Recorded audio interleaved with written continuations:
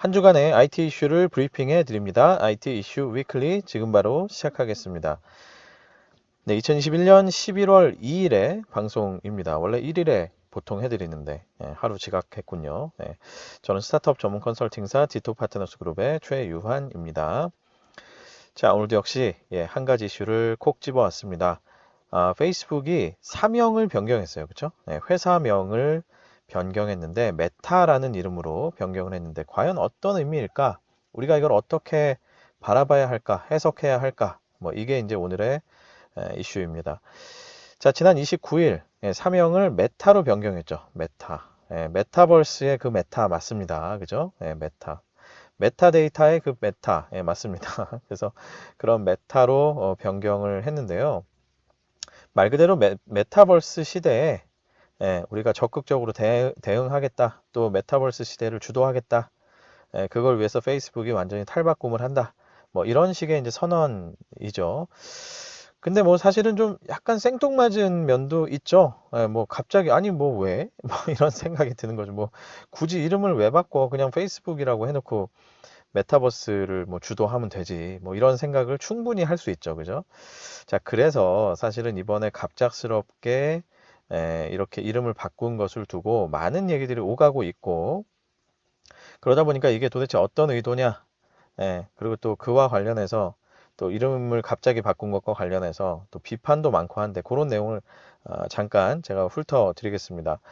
자, 일단 어떤 의도로 그랬느냐? SNS의 미래에 대한 두 가지가 있습니다. 판단을 한 것도 있고 승부수를 던진 것도 있다. 이렇게 저는 생각이 돼요.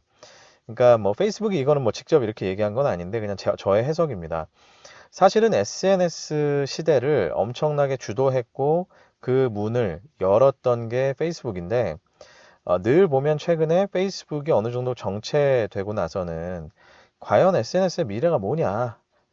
일단 페이스북으로 한번 히트를 쳤고 그 뒤에 인스타를 인수하면서 살짝 이제 이어갔지만 사실은 그 뒤가 계속 보이지 않았죠. SNS의 미래가 무엇일까에 대해서는 계속 보이지가 않았는데 어찌 보면 이번에 이 사명 변경을 통해서 주커버그는 선언을 한 것이나 다름이 없습니다. SNS 미래는 이제 메타버스에 있어 라고 선언한 것이나 다름이 없죠. 그리고 그러한 선언에 맞춰서 자, 우리는 메타라는 이름으로 바꿈으로써 메타버스 시대에 승부수를 던지겠다.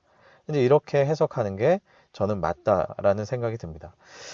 그리고 두 번째는 이제 많은 언론에서 지적을 하는 부분인데 최근에 페이스북을 두고 뭐 서비스에 대한 뭐 문제, 뭐 개인정보에 대한 문제, 여러 가지 문제들을 두고 이 사회적인 비난, 뭐 정치권에서도 막 엄청나게 압박을 하고 그런 비난들이 많은데 이 비난에 대해서 뭔가 분위기를 쇄신하려는 그런 어떤 액션이다라는 식으로 또 언론에서는 많이 이제 얘기를 하고 있습니다. 그래서 뭐 저는 그래요. 저는 이제 앞에서 첫 번째 말씀드린 저의 해석과 두 번째 써드린 언론들의 해석이 뭐 사실은 그냥 둘 다 있다고 생각을 합니다. 둘 다 있다고 생각을 하고 그렇기 때문에 다소 좀 급하게 갑작스럽게 이름을 바꾼 게 아닌가 하는 생각이 들고요. 다만 단순히 그렇게만 봐서는 안 된다. 그러니까 분명히 주커버그 입장에서는 SNS의 미래에 대해서 아마 꾸준하게 그죠? 엄청나게 오랫동안 아마 고민을 해왔을 거다라는 그런 생각이 듭니다. 그래서 하여튼 두 가지가 다 공존하는 게 아니겠느냐. 이런 것들 때문에 페이스북이 이름을 바꿨다. 이렇게 해석하는 게 맞지 않을까 싶고요. 자, 이를 두고 뭐 많은 비판들이 있습니다. 일단 근본적인 얘기죠. 뭐 메타버스를 주도한다고 했는데 아니 뭐 페이스북에 뭐 지금 메타버스 관련된 무슨 실체를 갖고 있냐 그런 것도 아닌데 무슨 이렇게 뭐 거창하고 요란하게 이름까지 바꾸느냐 뭐 오큘러스 인수해서 그죠? 뭐 이런 것들 개발하고 기기들 개발하고 뭐 최근에 또 위딘이라는 회사를 인수해서 이 VR 피트니스 앱이죠. 그런 것들을 만드는 서비스들을 몇 개 인수한다고 해서 뭐 그게 과연 메타버스를 우리가 주도한다고 볼 수 있냐. 뭐 그래서 자꾸 요식행위 아니냐 이제 이런 식의 얘기를 하는 거고요.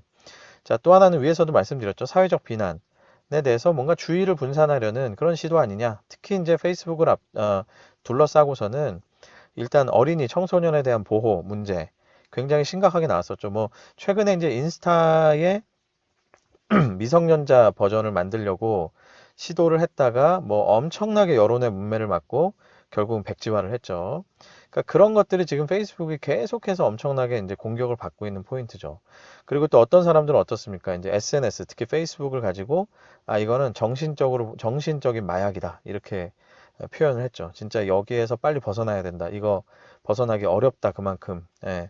삶에 전혀 도움이 되지 않고 오히려 뭐 자존감만 떨어지고 괜히 열등의식만 생기고 뭐 이런 얘기들 굉장히 뭐 너무너무 많죠. SNS의 부작용에 대해서는 사실 많은 사람들이 아주 많은 부분을 지적을 하고 있습니다. 거기에 그 논란의 중심에 늘 페이스북이 있었죠. 그리고 인스타를 인수해서 더 그렇게 된 것 같아요. 그죠?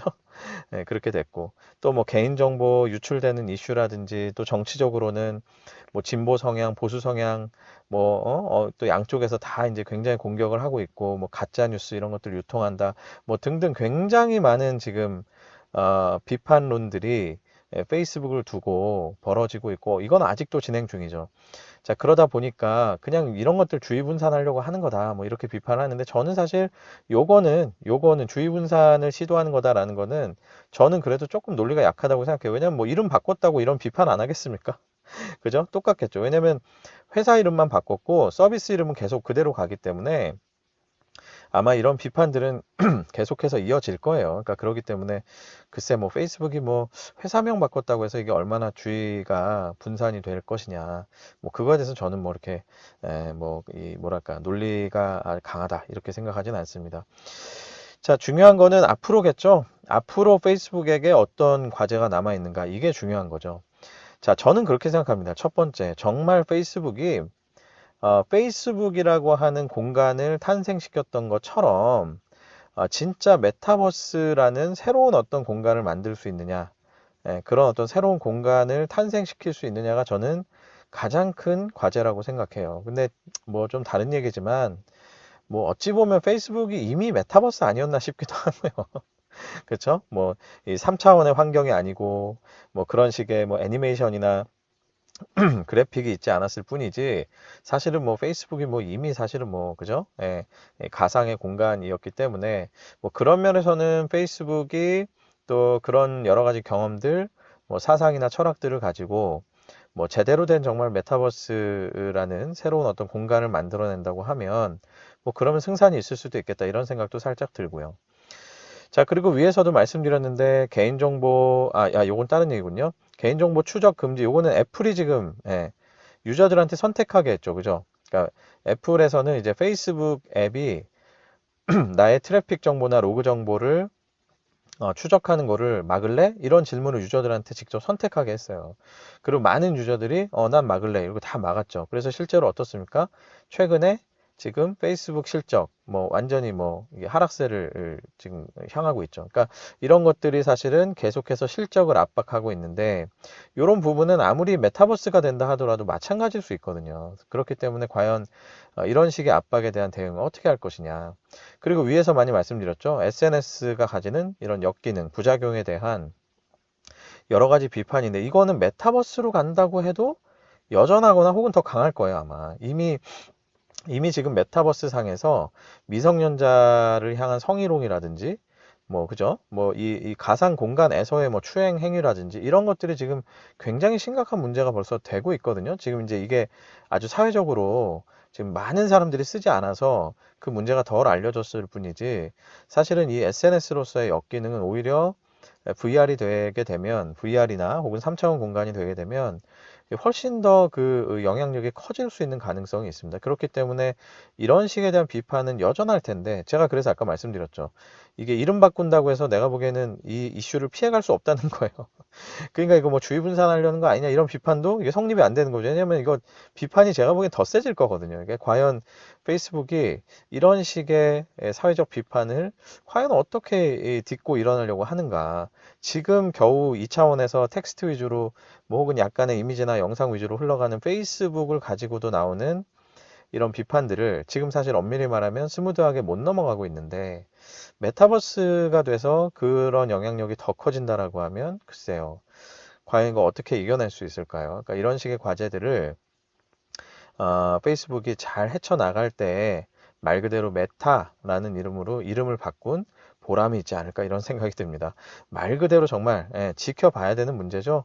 그런데 저는 앞에서 말씀드렸듯이 페이스북이 여전히 그래도 뭐 꽤 큰 포텐셜도 가지고 있다고 생각을 하고 또 그에 못지않게 굉장히 큰 장애물도 갖고 있기 때문에 자, 이 부분은 정말 어떻게 나가게 될지 진짜 궁금한 그런 주제입니다. 하여튼 재밌는 이벤트가 지난주에 있었죠. 네, 오늘 방송 여기까지입니다. 유튜브와 페이스북, 애플 팟캐스트, 네이버 오디오 클립, 팟빵을 통해서 만나실 수 있습니다. 검색창에서 디토 파트너스 그룹을 검색해 보십시오. 자, 한 주간 건강하시고요. 저도 역시 건강한 모습으로 다시 찾아뵙도록 하겠습니다. 여러분 감사합니다.